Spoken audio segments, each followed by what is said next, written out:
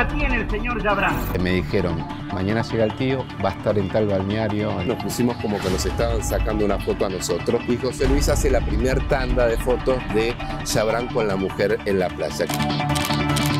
Yo no le voy a negar que a mí no me gusta que me saquen fotos. José Luis no aparece. Gómez, mire, estoy buscando a José Luis Cabezas, el fotógrafo de noticias. Calcinado completamente, esposado con las manos en la espalda. El cuerpo fue reconocido gracias a un par de botas tejanas y un juego de llaves de la oficina que había alquilado en Pinamar la revista Noticias. ¡Cabeza!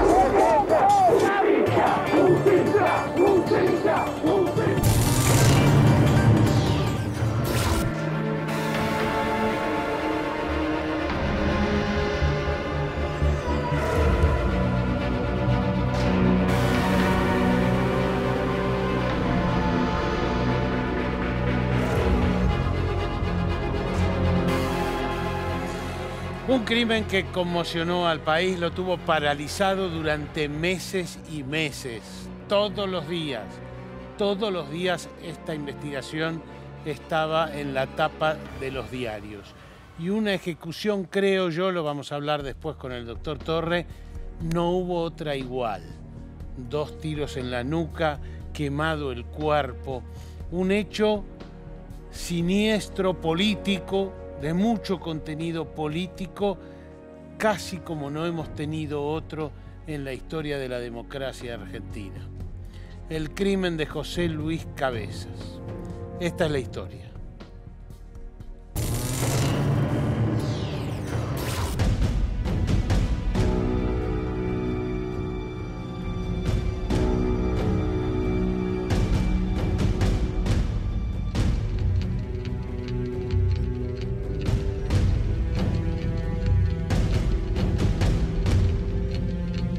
Durante el mes de febrero de 1996, haciéndose pasar por un turista que capturaba un recuerdo familiar, el reportero gráfico José Luis Cabezas fotografió al empresario postal Alfredo Chabrán mientras caminaba junto a su mujer por la playa en la ciudad balnearia de Pinamar. El año anterior, Chabrán había sido sindicado por el entonces ministro de Economía, Domingo Felipe Cavallo. Los que evaden alevosamente impuestos. Todos estos señores no aparecen en los diarios. Se dan el lujo de no dar la cara. No se conoce qué cara tienen. Yo sí la conozco porque a mí me vinieron a ver. Pero la gente no sabe qué cara tiene el señor Chabrán. Desde entonces, el rostro de Chabrán era un bien preciado para los medios de comunicación. Junto al periodista Gabriel Michi, Cabezas se dispuso a conseguir aquella imagen de tan difícil acceso.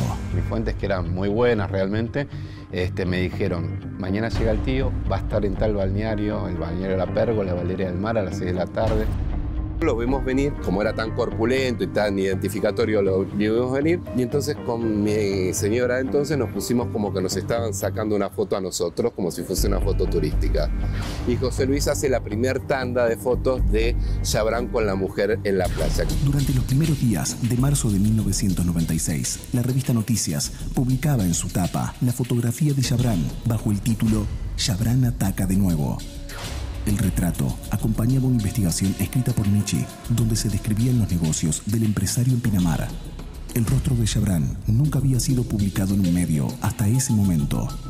Sacarme una foto a mí es como pegarme un tiro en la frente, sostuvo alguna vez en una entrevista. Yo no le voy a negar que a mí no me gusta que me saquen fotos. Y Chabrán dijo, si me sacan una foto, es como pegarme un tiro en la frente. Un disparate. Hasta que el 25 de enero de 1997, Cabezas sufrió el despiadado ataque con el que un grupo de criminales le pondría fin a su vida, mientras cubría la temporada de verano. El homicidio se produjo cuando el reportero gráfico volvía de la fiesta de cumpleaños del empresario postal Oscar Andreani. Alrededor de las 4 de la mañana, le digo a José Luis que yo me iba, que él quería hacer. Y él me dijo que quería quedarse, que estaba muy divertida en la fiesta. Bueno, al otro día, José Luis no aparece. En el camino pasamos por la comisaría, lo veo a Gómez. Entonces me bajo, le digo, Gómez, mire, lo estoy buscando a José Luis Cabezas, el fotógrafo de noticias. Me dice, ¿y ustedes en qué auto se movían? Con un Ford Fiesta blanco. Cuando llegó a su despacho, llama desde el handy a la cava de General Madariaga, donde había aparecido el cuerpo, y le dice a los policías que estaban ahí, me parece que tenemos identificada a la víctima, sería José Luis Cabezas, fotógrafo de la revista Noticias. Ante la crudeza del hecho, se llevaron a cabo diversas manifestaciones populares junto a la familia de la víctima para reclamar que se hiciera justicia.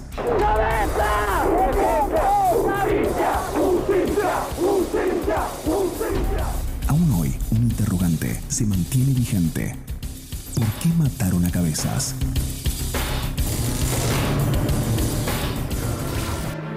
Doctor Raúl Torre, criminalísticamente, yo acabo de decir, no recuerdo un caso semejante. Bueno, indudablemente quien ha gestado este caso, que pareciera tener una muy importante planificación, pese a la sencillez del escenario, a la poca información desde el punto de vista de esos relevos que se hicieron del sitio, etcétera, ha procurado indudablemente generar una gran conmoción, y esto así ha ocurrido. Ha generado una gran conmoción, y yo creo que desde el punto de vista mediático y de la conmoción sociopolítica argentina, no recuerdo otro hecho de esta magnitud de la segunda mitad y principios del siglo XX. Segunda mitad del siglo XX, principios del siglo XXI. En principio a José Luis Cabezas lo secuestran y lo llevan con vida hasta la cava donde le pegaron los tiros. Esto es la información que se recoge de la autopsia. Luego hay una discusión desde el punto de vista pericial si fueron 1 o 2 disparos. Y no es un dato menor, porque la autopsia recupera uno de los proyectiles, si hubieran existido 2, que estaban en muy buenas condiciones de cotejo, lo que permitió eventualmente, con el secuestro de un arma, de un revólver Colt 3220, un arma particularmente no común y a su vez no común en nuestro medio, un revólver marca Colt, insisto, calibre 3220, un calibre inusual, secuestrado en Mar del Plata, pericias balísticas antagónicas, algunas que lo señalan indubitablemente como el arma ejecutora de él o los disparos que le dan muerte a José Luis Cabezas, y alguna otra pericia un poquito más tenue, pero que tampoco desmiente la primera versión. Alguna pericia que dice es altamente probable o muy probable que sea el arma, sin ser contundente como fue la primera pericia, ¿no? Y lo que está claro es cómo es la mecánica, es decir, él estaba de espalda, lo sacan caminando y le pegan los 2 tiros, o se los pegan en el auto. Bueno, eso no se puede determinar porque el fuego lamentablemente ha dañado mucha evidencia, pero sí es una ejecución porque él o los disparos, insisto, hay posiciones antagónicas en este sentido, fueron al formato de una ejecución. Y a su vez hay algo que a mí particularmente me llama la atención del escenario, que quedó otra evidencia expuesta. Por ejemplo, habría quedado el encendedor en el sitio, algo que me llamó particularmente la atención. Por eso, aquí estamos entre 2 extremos del punto de vista del análisis e interpretación de la escena del crimen. O estamos en un hecho burdo, donde queda una cantidad de evidencia producto de la desorganización de los criminales, o es un hecho extremadamente planificado. Visión que cada vez que uno la hace de manera retrospectiva pareciera ser más clara, ¿no? Bueno, en cierto sentido, desde el punto de vista de la investigación oficial, y llevan 4 ladrones desde La Plata hasta Pinamar, les dan una vivienda a esos 4 ladrones y ellos aparecen involucrados en ese homicidio, digamos, rodeado de policías, porque... hay un policía en el escenario que pareciera ser el que comanda este grupo, ¿verdad? Gustavo Preyeso. Claro, pero hay algo que nosotros tenemos que tener en cuenta, que es la confesión. Sí. El hecho de haber confesado agota toda otra posibilidad de continuar en cualquier línea de investigación posible, o tal vez ascender en una línea de investigación. La confesión de los 4 delincuentes de La Plata. Absolutamente. Y no solamente la confesión que hacen ante el juez de la causa. Le decían los horneros, ¿cierto? Sí, porque era de Los Hornos, de exactamente. Ahí, una zona ahí próxima a la estación de ferrocarril de La Plata, ¿no?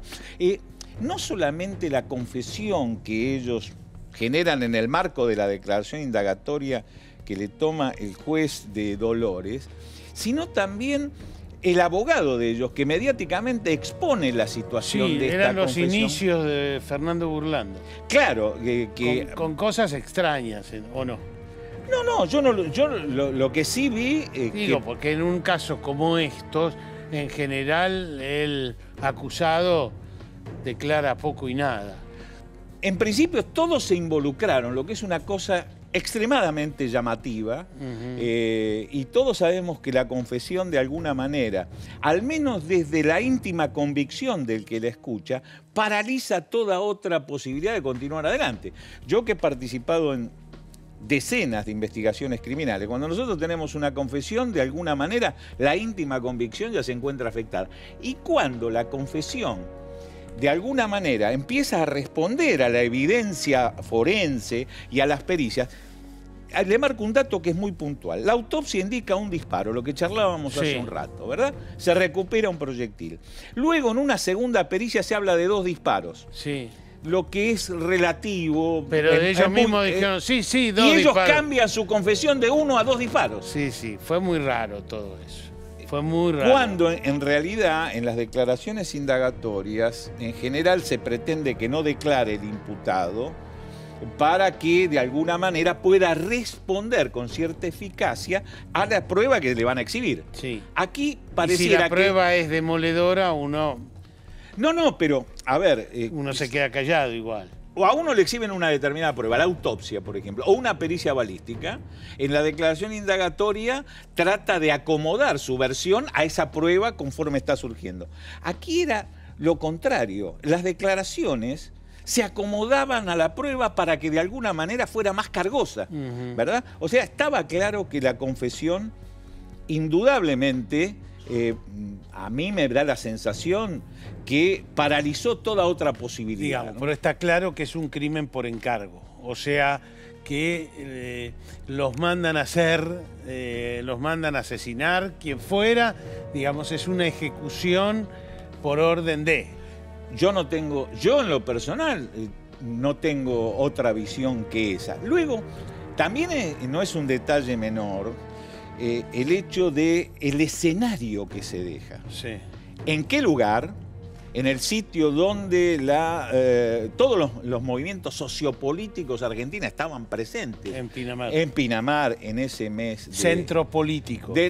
Por lo menos para la época vacacional, ¿verdad?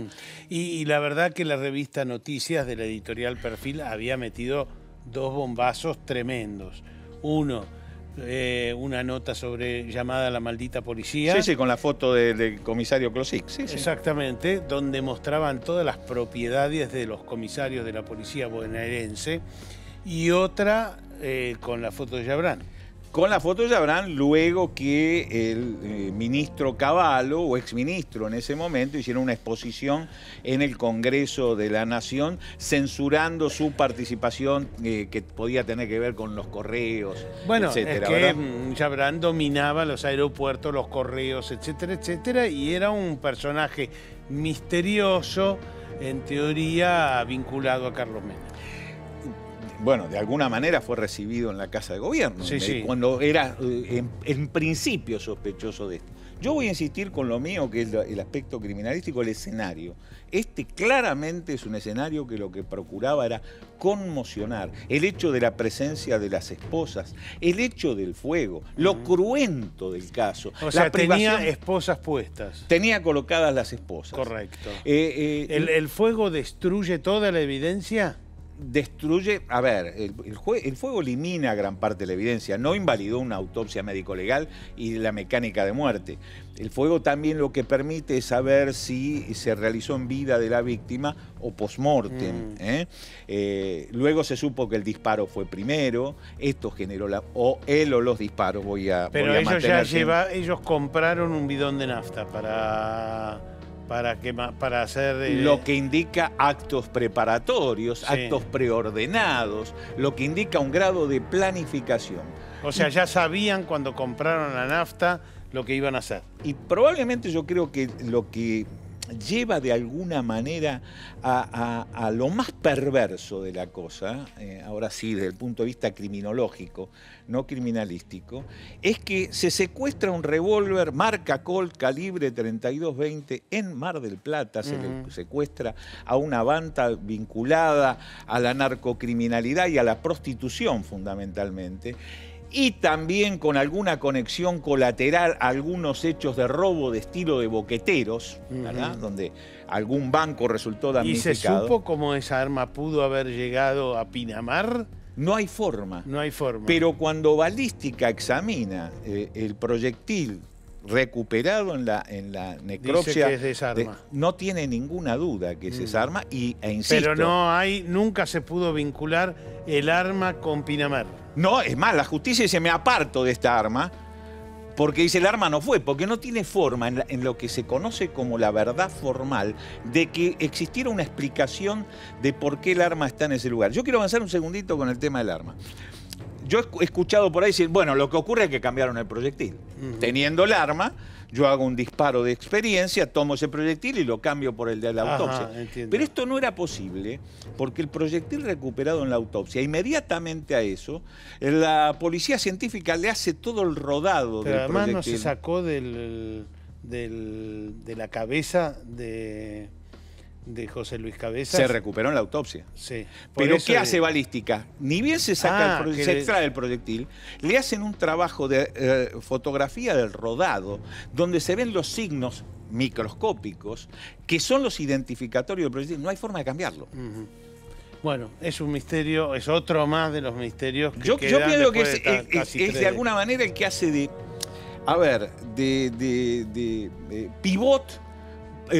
Porque uno dice, ¿qué hace esta arma en este lugar cuando no hay ninguna explicación? Por cierto, fueron sometidos a la acción de la justicia, toda esa banda, donde había una suerte de jefa, la que se conocía con el alias de Pepita la Pistolera, autora de un triple homicidio. Por cierto, ella, de manera directa, mató a 3 personas una noche, según sus dichos, porque pretendieron abusar de ella, ¿verdad? Y digo, según sus dichos, porque hubo dudas sobre cómo se generó, pero fueron absueltas. Esta es la trama del asesinato de José Luis Cabezas. La Sociedad Interamericana de Prensa ha condenado el asesinato de un periodista de la revista argentina Noticias. El fotógrafo José Luis Cabezas fue asesinado el fin de semana y sus colegas argentinos especulan que el crimen tiene connotaciones políticas. El crimen de José Luis Cabezas estuvo atravesado por diversas intrigas que llegaron a salpicar al poder político de la época. Eran tiempos en el que el presidente Carlos Menem y el gobernador de la provincia de Buenos Aires, Eduardo Duhalde, candidato a sucederlo, vivían una interna feroz. Calcinado completamente, esposado con las manos en la espalda y con un golpe que le rompió el hueso frontal. El cuerpo fue reconocido gracias a un par de botas tejanas y un juego de llaves de la oficina que había alquilado en Pinamar la revista Noticias. Con la sombra del accionar de la policía bonaerense ganando la escena, la investigación fue categórica. La justicia determinó que un grupo de policías orquestó el asesinato y usó como mano de obra a 4 ladrones del barrio de Los Hornos, en La Plata. Se los conocía como la banda Los Horneros. El 2 de febrero de 2000, en juicio oral y público, fueron condenados a prisión perpetua. El mismo fallo dio por probado que el policía Gustavo Preyeso fue el encargado de reclutar a estos individuos para realizar operaciones especiales en la costa atlántica. A su vez, Preyeso respondía a Gregorio Ríos, jefe de seguridad del empresario Alfredo Chabrán, y a la gestión del comisario Alberto La Liebre Gómez, quien liberó la zona. Fueron los pasos que se siguieron para consumar el crimen de Cabezas. De acuerdo a lo que arrojó la investigación policial, la razón del atroz asesinato fue en venganza contra Cabezas por las fotos que le sacó al misterioso Chabrán.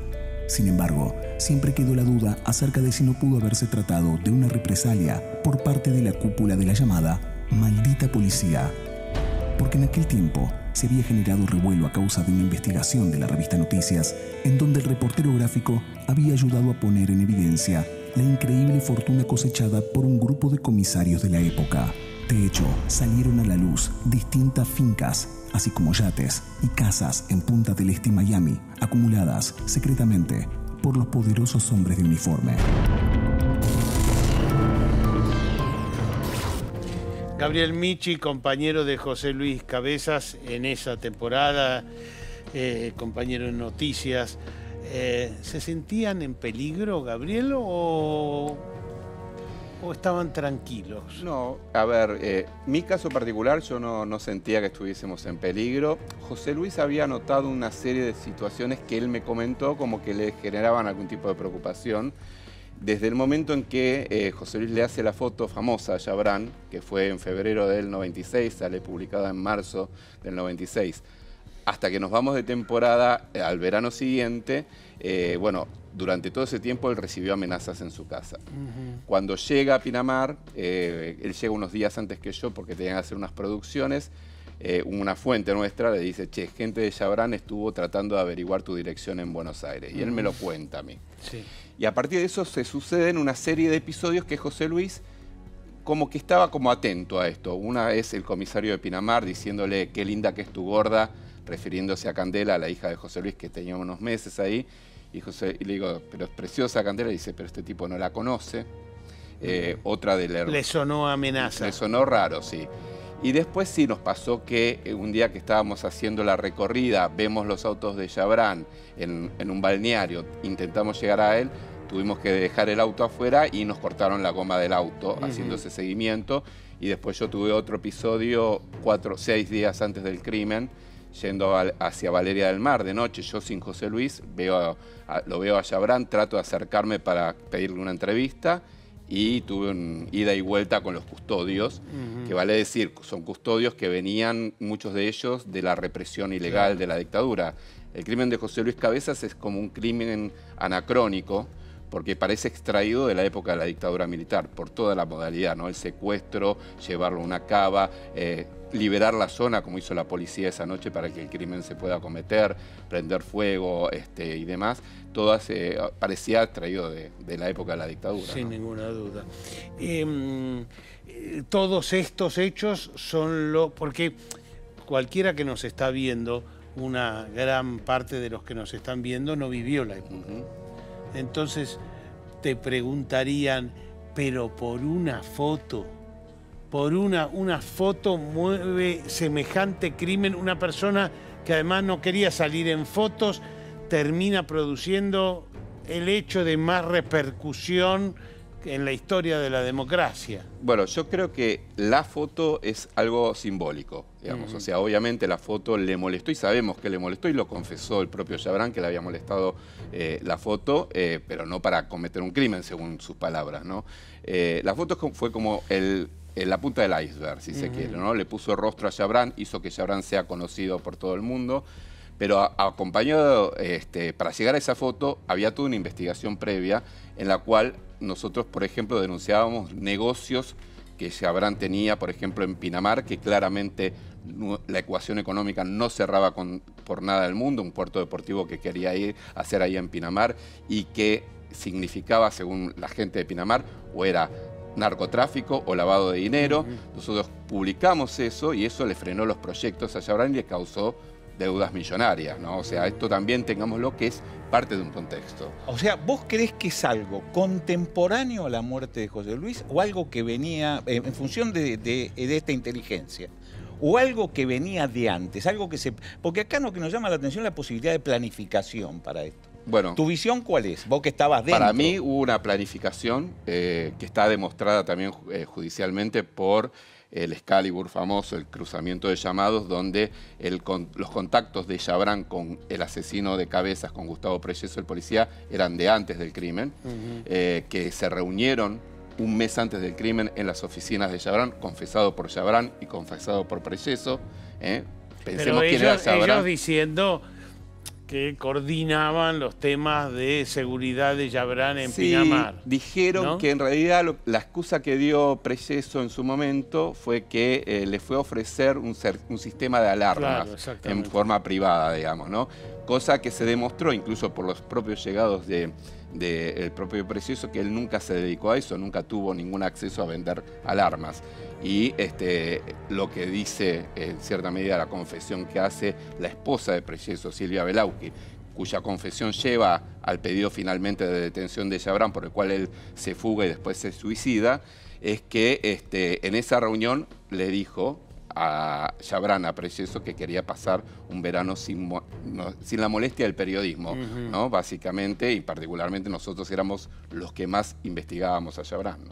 Pero vos, entonces, para el que nos mira del otro lado, decís, no es solo la foto, sino que era un conjunto de investigaciones. Sí, y aparte que nosotros, si bien esto se sabe que estuvo planificado de antes, nosotros el verano donde lo asesinan a José Luis, buscamos también volver a acceder a Chabrán ya teníamos la foto del año anterior, pero queríamos entrevistarlo, digamos. Estos desafíos periodísticos que uno se plantea, que cuanto más difícil, más lo seducen, digamos, ¿no? Entonces, buscábamos poder entrevistarlo a Chabrán. Lo que no sabíamos es que cuando nosotros hacíamos guardia cerca de la casa de Chabrán o en el balneario que había alquilado, todos nuestros movimientos estaban siendo seguidos porque había una planificación por parte de Preyeso y los Horneros, por un lado, con la supervisión de policías de la comisaría de Pinamar, que le pasaban la información de todos nuestros movimientos, pero por otro lado que hacían un seguimiento y después liberaron la zona para que el crimen se cometa. Ahora, ¿no? nadie puede negar que esto iba a generar, en ese escenario que estuvimos describiendo con Tuné, una conmoción como la que realmente ocurrió. Sí. Esto no podía haber sido previsto por quien generó. Porque, a ver, en nuestra teoría pensamos que se buscó la conmoción, ¿verdad? Pero quiero tu visión. Estoy completamente convencido que se buscó la conmoción. O sea, no se buscó... A ver, si el objetivo no era conmocionar, no lo hubiesen cometido el crimen en un lugar donde, por ejemplo, pasaba horas después el gobernador de la provincia de Buenos Aires. Que iba a pescar, iba a pescar ahí. Iba a pescar. Si querían ocultar el crimen, lo dijo la hermana de Chabrán. Si lo hubiese hecho mi hermano, el cuerpo de José Luis nunca aparecía. Dijo eso, ¿no? Como tratando de justificarlo. Pero yo creo que se quiso generar una conmoción. O sea, se quería exhibir. Se quería exhibir el crimen como diciendo un mensaje mafioso al periodismo en particular, diciéndole, ojo, que hay poderes que no se pueden tocar hacia nosotros, que habíamos investigado a Chabrán y todo su entramado mafioso, pero también creo un mensaje hacia Duhalde, con el que estaba enfrentado en ese momento con Carlos Menem, y que le había frenado algunos negocios a Chabrán en provincia de Buenos Aires. Ahora, esto llevamos discutiéndolo 20 y pico de años con Gabriel. ¿Por qué te parece que la pista es esa y no que Noticias sacó una nota de máxima importancia sobre la policía? Vamos a hablar dentro de un ratito con uno de los autores, que pegó en todos los comisarios más importantes, los sacó de la fuerza a todos, los pasaron a retiro a todos. ¿Por qué te parece que impactó más el tema Chabrán que el tema de la policía que los sacó de la cancha? Básicamente, primero, yo trabajé en la nota de Maldita Policía, fui uno de los del equipo que estaba, bueno, donde estaba Carlitos Dutil, Ricardo Rajendorfer y demás. Y el impacto, es cierto, descabezó a toda la policía bonaerense de ese entonces, Cloxic entre ellos, ¿no? El jefe de policía. Y la foto principal la sacó José Luis. Pero José Luis fue como fotógrafo ahí, digamos, y era una foto que le hizo él que le podía haber hecho otro fotógrafo. Pero era contra la revista, sí, no puede solo ser, contra pero José Luis. La verdad que hasta lo que se ve judicialmente, más allá de la mala maniobra de la policía en la investigación del caso, son todos elementos que, digamos, en cierta medida apuntan a la pista que finalmente sale. O sea, ni bien se produce el crimen, ni bien te dicen a vos, lo mataron a José Luis. ¿Vos para dónde fue tu cabeza? Para mí fue para Chabrán. De hecho, en el momento que yo voy a la cava, no pude reconocer nada porque no quedaba, estaba todo quemado el cuerpo de José Luis, pero después me llevan los policías, entre ellos el comisario de Pinamar, en un auto. Por suerte atrás venía un vehículo con amigos míos. Me llaman de la revista preguntándome qué había pasado y yo digo, lo mataron a José Luis, este fue el hijo de puta de Chabrán. Inmediatamente. O sea, lo tuviste claro desde el primer momento. Sí, y después lo que es importante marcar es que hay pruebas objetivas. El Excalibur es una prueba objetiva. Los llamados telefónicos entre Preyeso y los policías de Pinamar y la custodia de Chabrán existían cada vez que nosotros nos acercábamos a Chabrán. En los momentos clave del crimen, esos llamados, y se daban en las zonas donde ocurría esto. Es decir, no es que estaban hablando en Buenos Aires, estaban hablando ahí, en donde nosotros estábamos. Aclaremos que la tecnología Excalibur se compró, se adquirió específicamente para este caso, ¿eh? Sí, no la teníamos. La tecnología Excalibur concretamente se adquirió para este caso. Vos tenés un super nivel político. Acá estábamos ante dos alternativas tremendas. Una era la campaña electoral, era la época en que Duhalde quería ser presidente y Menem lo enfrentaba a Duhalde. Exacto. Por la reelección. Exactamente. Y entonces, una pista era, fue la policía de Duhalde, lo cual hubiera sido una catástrofe para la campaña de Duhalde, y Duhalde respondió, no, fue el empresario de Menem. ¿No te parece esa alternativa? Las pruebas, yo me remito a lo que investigué. Las pruebas apuntan directamente a esto y son pruebas objetivas. Digo, más allá de los testimonios, porque vos decís los testimonios pueden llegar a ser alterados. Hay pruebas. No hay ninguna prueba que haya vinculado materialmente. Pero ¿no? Eran todos policías los que actuaron. Sí, pero eran policías. Los que llevaron a los horneros de Buenos Aires de La Plata. Pero vos sabés cómo operaba la policía en la provincia de Buenos Aires. Sí, por eso digo. Hacían sus propios kioscos, no, porque sus propios no hay negocios. Elemento objetivo. No, digo eran todos policías. De una institucionalidad, de una jerarquía de la policía bonaerense dando instrucciones, maten a este periodista porque así mandamos un mensaje. Las pruebas apuntan al otro lado. Yo creo que hubo más policías involucrados en el crimen, que no fueron juzgados, los que estuvieron a cargo del servicio de calle esa noche en la comisaría de Pinamar, que fueron los que permitieron que se libere la zona. Creo que, bueno, el comisario fue condenado finalmente en un segundo juicio.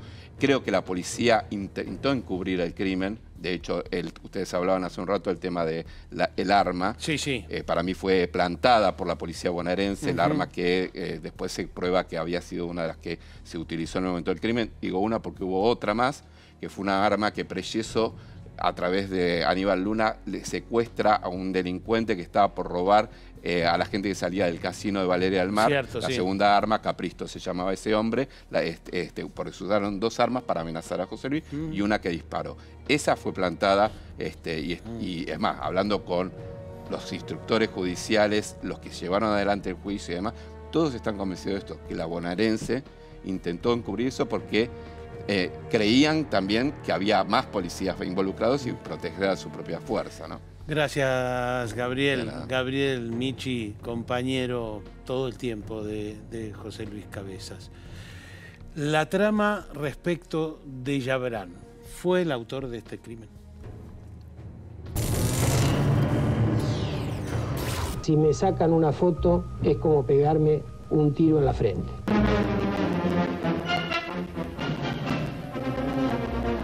Cuando se llevó a cabo el asesinato de Cabezas, Yabrán era un hombre perteneciente al riñón del poder. Los periodistas pudieron tomar con comodidad la imagen de Yabrán, que no estaba nada cómodo, junto a los diputados que por tercera vez lo interrogarían para saber si efectivamente integra una mafia empresaria privilegiada por el gobierno, como muchos sospechan. Yo creo que Yabrán era un gran operador de un sector del gobierno. De hecho, la conformación de las empresas de Yabrán, de manejo de equipajes y de bodegas, los free jobs y todo tipo de operación aeroportuaria que él controlaba, todo ese esquema, esas empresas le garantizaban la seguridad. Es la famosa casa de Alfredo Yabrán en Pinamar, su lugar de residencia, el que más elegía y casa que adoraba y donde pasaba sus veranos. Se llamaba Narváez. Narváez era Yabrán al revés, como le gustaba a él jugar con su nombre, con los enigmas y con el misterio. Además, poseía un hotel de 5 estrellas, Arapacis. Yabrán se movilizaba protegido por un gran número de guardaespaldas autorizados a portar armas, quienes no dudaban en desplegar en público un comportamiento impetuoso. ¡Asesino! ¡Asesino de mierda! ¡Asesino de mierda! Menem era el jefe, el papimafi, digamos, de Yabrán. Yabrán no controlaba a Menem controlaba a Yabrán. Usted lo defiende mucho a Yabrán. Yo no lo defendí nunca a Yabrán. ¿No? El 20 de mayo de 1998, estando prófugo tras ser acusado de instigar el asesinato de Cabezas, al verse rodeado por la policía, Yabrán tomó la decisión de suicidarse en una de sus estancias de Entre Ríos. Ricardo Rajendorfer, coautor de una de las notas históricas de la democracia argentina, con el título de Maldita Policía, también un libro, ¿no es cierto? Exacto. Maldita Policía fue, digamos, la semilla de la bonaerense historia criminal de la policía de la provincia de Buenos Aires. Exactamente. ¿Cuál fue la lógica de esa nota y de ese libro? Mira, la nota en sí, hasta ese momento, siempre que se hacían notas sobre la policía bonaerense o sobre cualquier otra agencia policial, únicamente se hablaba de cosas tales como el gatillo fácil, que tal vez sea el único delito sin fines de lucro que cometía esa gente. En ese sentido, con Dutil, con Gabriel Michi y con un grupo de compañeros de la revista Noticia, empezamos a hacer la nota a la cual vos te referís, y por esas cosas de la vida nosotros empezamos a ver, nos empezó a llamar la atención digamos, la movilidad social de los comisarios. El nivel de vida. El nivel de vida, porque mansiones, tengo el recuerdo que no solo mansiones, sino en Punta del Este, ¿o no? Coche de alta gama, uno tenía un yate, el Gordonaldi tenía un yate de $600.000, etcétera, etcétera, etcétera, ¿no? Y había cosas en Punta del Este, pero era en impresionante. Estados Unidos, tengo el recuerdo. Exacto, había uno, que no me acuerdo cómo se llamaba, que tenía una casa en Beverly Hills, claro, ¿no? En consecuencia empezamos a comprender que todos los delitos contemplados por el Código Penal eran una especie de caja para esa institución, no solo para esa institución, comprendimos años más tarde de escribir La Bonaerense, sino para casi todas las agencias policiales que actuaban en ese momento en el país. Es decir, ellos recaudaban, digamos, en base al delito. Exactamente. Y recaudaban en negro y se convertían en estas propiedades increíbles. Exacto, era, digamos, el sistema de sobrevivencia de esa fuerza en ese momento. La guita iba de abajo hacia arriba y se repartía. Cuando matan a José Luis, ¿tu idea era vincularlo con Yabrán o tu idea fue vincularlo con la nota? Esa era la pregunta del millón y tal vez esa sigue siendo la pregunta del millón. Yo me acuerdo que nosotros estábamos avanzando con Carlos Dutil en nuestro libro de La Bonaerense cuando una noche de enero, del 21 de enero, creo del 23 de enero, me llama un fotógrafo compañero nuestro, Guillermo Cantón, y me dice que lo habían matado a cabezas, lo habían matado en Pinamar. Por esas cosas de la mente, de la concentración que uno tiene cuando escribe, escucho eso, cuelgo y sigo escribiendo, y 5 segundos después, digamos, tomo conciencia de lo que había escuchado, lo llamo a Dutil, que en ese momento se encontraba en La Plata, y le digo, y Dutil, tras un pesado silencio, dice, nos declararon la guerra, nos declararon la guerra. O sea, vos de entrada pensaste, esto está relacionado esto viene por con la investigación que hicieron ustedes. Exactamente. Sí. Ahora, sí. Como le preguntábamos a Michi hace un rato, indudablemente que el que generó este hecho no tiene dudas, no puede tener duda de la conmoción que va a estallar en la red. ¿Quién es el perjudicado por esa conmoción? Esa que lo que te pregunto como periodista. Y hay varios perjudicados. No, pero hay alguien a quien decididamente y Dualde pasaba por ahí esa mañana. Pasaba por ahí y Yabrán había pronunciado la famosa frasecita de sacarme una foto significa volarme a la cabeza, ¿no? Ambos tenían mucho más motivos que ese para sentirse incómodos frente a... Bien, eso es correcto, pero la pregunta es, el que genera, ¿qué es esta exposición? No hay ninguna duda que acá se pretendió exhibir esto. Sí. Como hizo una muy buena descripción Michi, el fuego, las esposas, la cava. Ponele la firma. Muy bien. Que ¿A quién va dirigido? Esta es mi pregunta. Esa es la pregunta del millón y esa es la pregunta que aún nadie puede contestar. En ese sentido, por esa misma razón, el asesinato de Cabezas genera una agudización de dos pistas en pugna, la pista Chabrán y la pista policial, cometido en un lugar donde había la mayor concentración de guardaespaldas y policías por metro cuadrado, y policías que trabajaban medio día para Chabrán y medio día para la bonaerense. Pero ¿no? independientemente de eso, hay que buscar el blanco atrás. Más allá, dos blancos políticos, claramente, con cualquiera de las dos vertientes de la investigación. Mirá, el asunto es el siguiente. Cuando en la ficción alguien es acusado de cometer un crimen que no cometió, ¿qué hace? Se profuga, investiga, demuestra su inocencia y, digamos, atrapa al culpable. Cuando en la realidad alguien es acusado o sospechado de cometer un crimen que no cometió, comienza a actuar como un asesino. ¿A vos te parece que el suicidio de Chabrán es como una confesión? O un hartazgo, digamos, cuando los motivos reales por los cuales alguien se suicida, únicamente te lo puede dar el suicidado. Eso es correcto, pero en aquel momento se recogieron dos versiones, o dos visiones, mejor dicho. Una, cuando Chabrán se quita la vida, que no hay duda de que fue él. Yo, en lo personal, tuve reuniones con la policía científica de Entre Ríos. No hay duda sobre esto. No hay duda sobre esto. Y de que era Chabrán tampoco hay ninguna duda, pese a que folclóricamente se ha pretendido hablar de que estaría viviendo en alguna isla o en el mar Egeo o no sé dónde. ¿Qué es lo que se visualiza con esto? Una primera visión se quitó la vida porque era culpable y quedó encerrado. Sí. Y la otra visión, que también se transmitió y fue la que mucha gente percibió, es que no quería que lo pasearan como, si se me permite lo grosero del término, ¿no? Como un animal enjaulado con las esposas colocadas. ¿Tenés la misma, misma lectura? Exactamente, exactamente. Y fíjate vos que, digamos, los dos sospechosos en pugna, los dos sectores sospechados en pugna, comienzan a plantar pruebas, borrar evidencias, etcétera, etcétera, etcétera. Por ejemplo, el arma, el 32, que es plantado en el ropero de Pedro Villegas o de... Sí, pero yo sobre eso, ¿sabes que tengo una pequeña reserva? Aparentemente el arma estaba en ese lugar. Y lo que resulta curioso es que de pronto aparezca un informante, que vos lo vas a recordar bien. Redruello.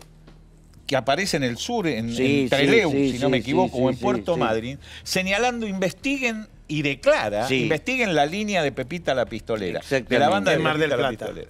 En Mar del Plata.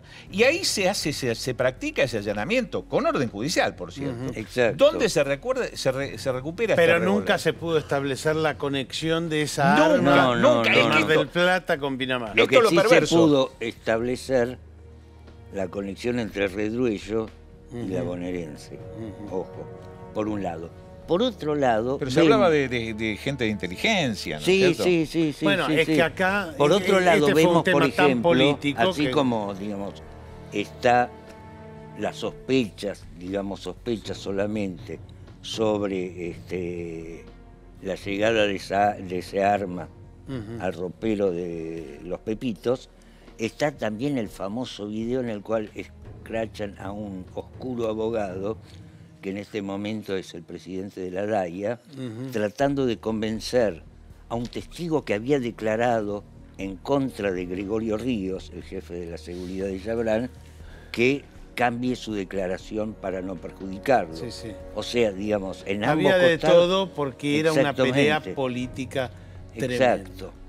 Se queda Ricardo Rajendorfer, vamos a volver a hablar ahora con Gabriel Michi para empezar a sacar conclusiones, pero un elemento muy importante es que los asesinos, o los que la justicia consideró asesinos, no estuvieron tanto tiempo presos como para pagar las culpas de semejante homicidio. Esta es la historia.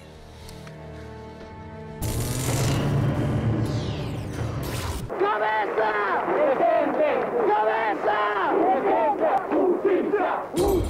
Gregorio Ríos, jefe de custodia del empresario Alfredo Chabrán, fue condenado como instigador del crimen y se le rechazó la excarcelación en diciembre de 2006. Quedó en libertad en 2013. Horacio Anselmo Braga, integrante de Los Horneros, responsable de la quema del vehículo, fue condenado a 18 años de prisión y liberado en enero de 2007. Beneficiado por el 2x1, se recibió de abogado, pero no se le permite ejercer debido a sus antecedentes.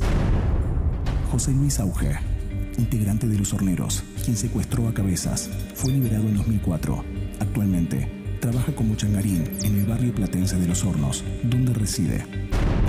Sergio Gustavo González, integrante de Los Horneros, considerado uno de los entregadores del fotógrafo.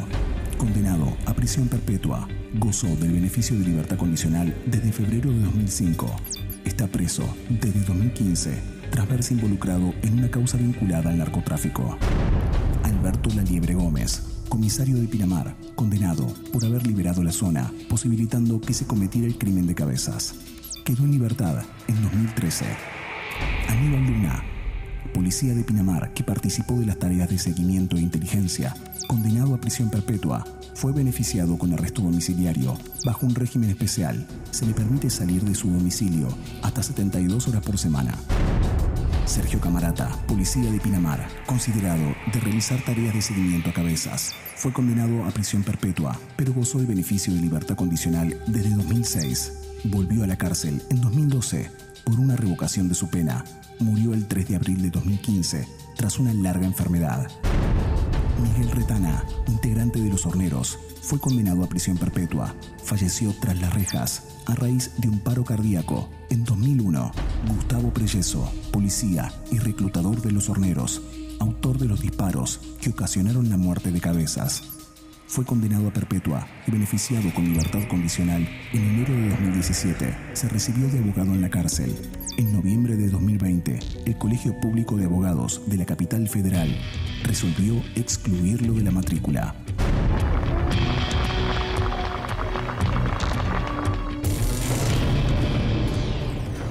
Gabriel, en este homenaje que le estamos haciendo a José Luis, ¿estás convencido que el autor intelectual fue Chabrán? Sí, yo estoy convencido que fue Chabrán, que los que participaron, que fueron condenados, participaron todos ellos, que quedaron fuera de juicio más policías y custodios de Chabrán que participaron del crimen, porque no hubo pruebas para involucrar o no las suficientes. Y el móvil fue que las notas de noticias, digamos, le pegaron en el centro a ese poder que estaba un poco oculto en los aeropuertos, los correos, etcétera, etcétera. Exactamente, lo visibilizaron, lo pusieron en exposición de la mirada pública, eso puso al desnudo una trama de poder con relaciones con el poder político del menemismo de entonces. También puso sobre el tapete que el hombre tenía custodias, casi todos salidos de la dictadura. De la dictadura, de hecho, Comando Máximo estaba dentro de una empresa que se llamaba BRIDES, que era Brigada de la ESMA, comandada por represores de la dictadura como Dinamarca, Donda Tigre, el Trigue Acosta, entre otros, y esos son los que ordenaban un ejército que en total, entre los que custodiaban a Chabrán, que eran 35, y a su familia, y los que custodiaban sus empresas eran un ejército de 670 personas. Wow. Y operaban por fuera de la ley muchas veces, ¿no? Mi conclusión es un crimen, obviamente que tuvo un correlato político, fue un mensaje mafioso para el periodismo y para toda la sociedad argentina, y fue un hecho bisagra en la historia del periodismo argentino, porque después del crimen de José Luis, gran parte por la reacción social que hubo y de los medios y de los periodistas, se evitó que hubiese otros casos Cabezas. Ricardo, vos todavía tenés dudas. Yo tengo dudas, o sea, si bien la historia oficial atribuye el hecho a Chabrán, digamos, es evidente que la participación policial o el rol policial o la intencionalidad policial fue mucho más grande y extendida ¿Te suena de lo que se supone? Es probable que los grandes jefes policiales que fueron desplazados por la nota de noticias, porque eran tantas las propiedades que hubo que echarlos, ¿te parece una venganza contra Noticias, contra Duhalde, que pasó por el mismo lugar, digamos, ¿te parece probable? Eso es una hipótesis no comprobada. Entiendo. ¿No? En ese sentido, digamos, se podría suponer que el de José Luis fue un cadáver que le quisieron tirar al escritorio de Duhalde.